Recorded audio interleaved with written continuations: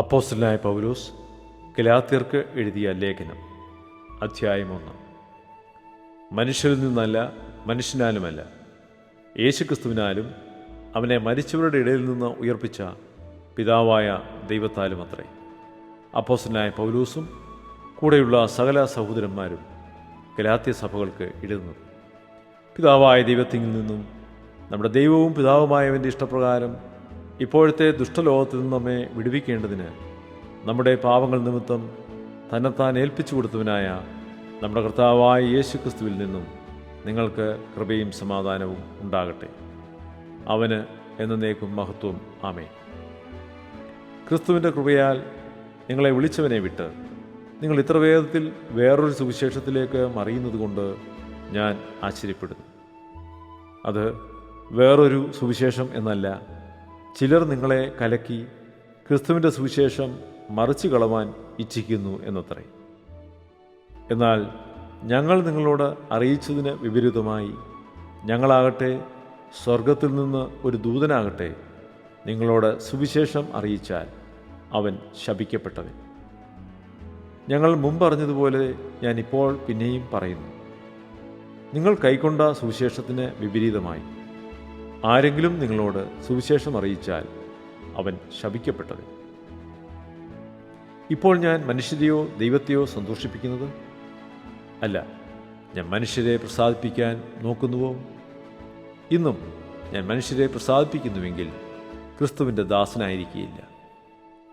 സഹോദരന്മാരെ, ഞാൻ അറിയിച്ച സുവിശേഷം മാനുഷ്യമല്ല എന്ന് നിങ്ങളെ ഓർമ്മിപ്പിക്കുന്നു. അത് ഞാൻ മനുഷ്യരോട് പ്രാപിച്ചിട്ടില്ല, പഠിച്ചിട്ടുമില്ല.